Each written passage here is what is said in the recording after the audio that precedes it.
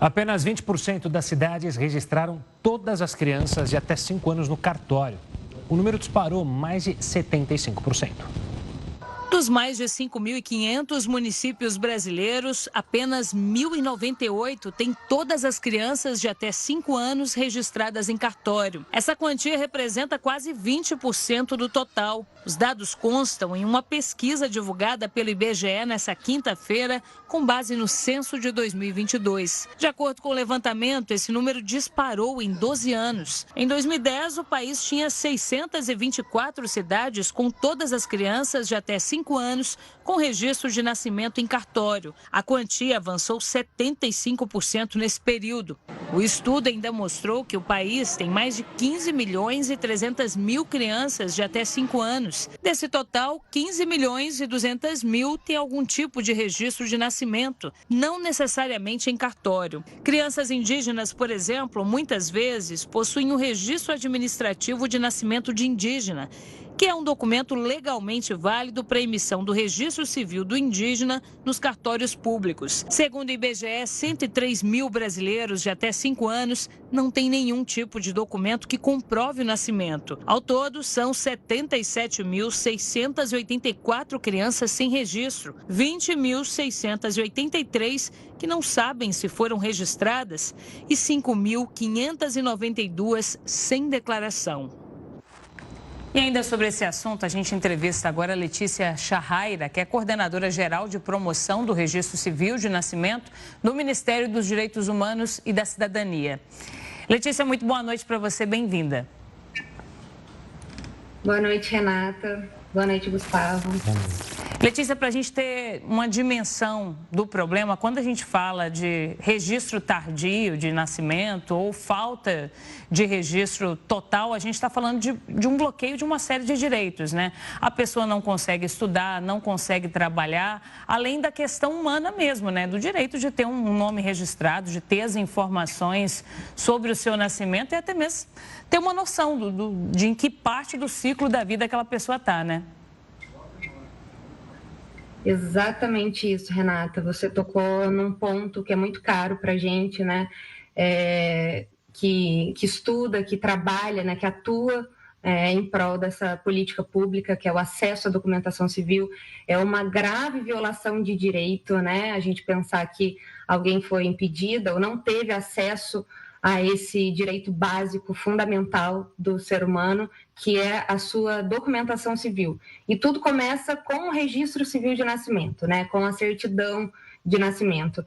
Então, o Brasil, até 2007, tinha um índice de subregistro civil maior de 20%. Né, desse índice de subregistro, de pessoas não registradas civilmente.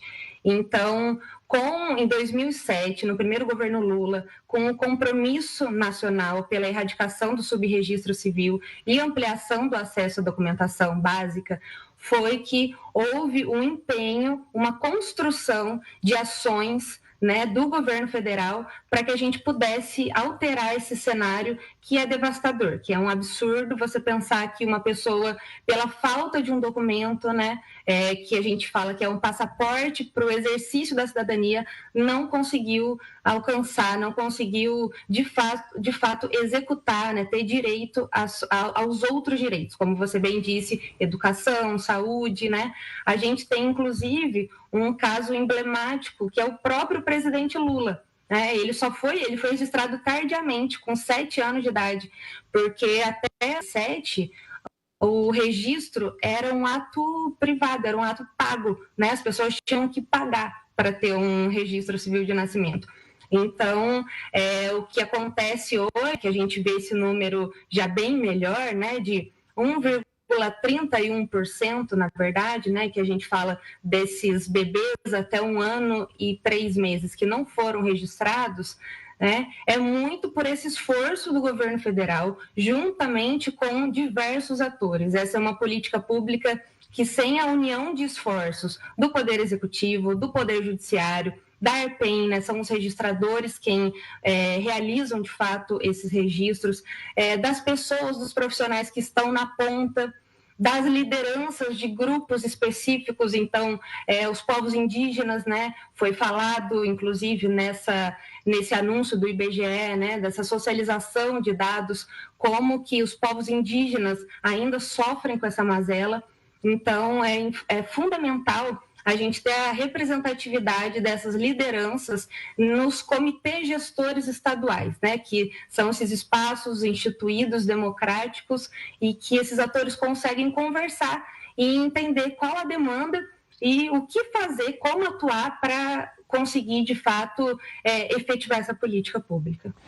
Pegando esse gancho, Letícia, o governo consegue mapear os motivos que fazem ainda 100 mil pessoas não terem esse registro? Está ligado à região que é longínqua e aí o difícil acesso justamente aos registradores, a cartórios? Tem a ver também um pouco com a questão cultural, já que você falou de povos originários, indígenas. Isso também atrapalha? Quais são os principais fatores para a gente não ter 100% das crianças registradas e com o seu documento em ordem? Gustavo, uma das preocupações nossas, assim, é de não culpabilizar o indivíduo, né? É um direito de todo cidadão ter a sua documentação civil, é um direito subjetivo, portanto, um dever do Estado chegar até essas pessoas, né? Então, pensar sempre, assim, que são inúmeros, são diversos os motivos, né? Um dos motivos, você acabou de falar, é a distância do cartório, né? Então, a gente tem que trabalhar, por exemplo, num programa nacional que pense uma ação itinerante, quer dizer, mutirões que vão com esses órgãos emissores até essas pessoas que necessitam desses serviços, né? A própria informação de que é um ato não pago, né? A questão da paternidade é uma outra vertente, infelizmente, que é muito complexa no Brasil, especialmente, né? A questão da ausência paterna. Então, algumas mães ficam com receio, né, de fazer o registro e depois não com o nome do pai. Tem a questão também que Érica Santos, né, uma assistente social, cunhou o termo síndrome do cão, que é o quê? A burocracia toda dessa cadeia documental, para você conseguir acessar essa cadeia documental. Como eu disse, até 97 era um ato pago. Então, existe o que algumas pessoas chamam de subregistro hereditário, quer dizer, às vezes uma família inteira sem documentação civil, e por isso quem nasceu agora, muitas vezes não consegue acessar essa documentação pela falta de documentação da mãe, da avó, né? Então, assim, são realmente inúmeros, né, os fatores, e a gente tem que levar tudo isso em consideração. Uma das ações que o governo federal esteve presente o ano passado foi em parceria, como eu sempre repito, né, a gente na coordenação gosta muito de ressaltar esse caráter de união de esforços, porque a gente fez em conjunto, né? Foi uma ação da FUNAI, em conjunto com a gente, com o Ministério dos Direitos Humanos e da Cidadania.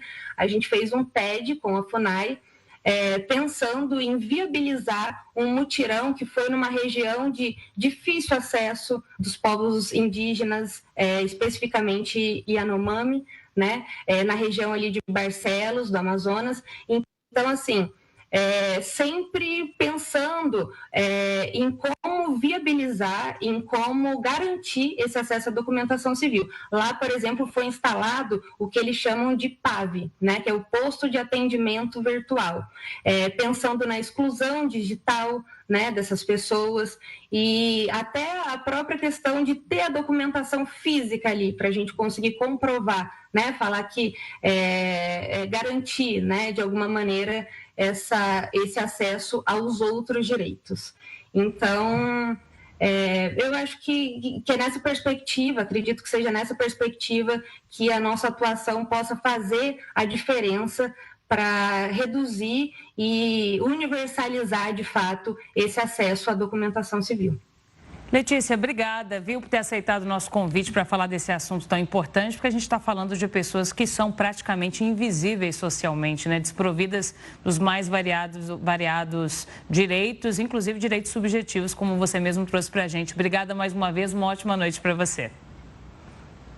Muito obrigada, Renata. Obrigado, Gustavo. Boa noite. Boa noite.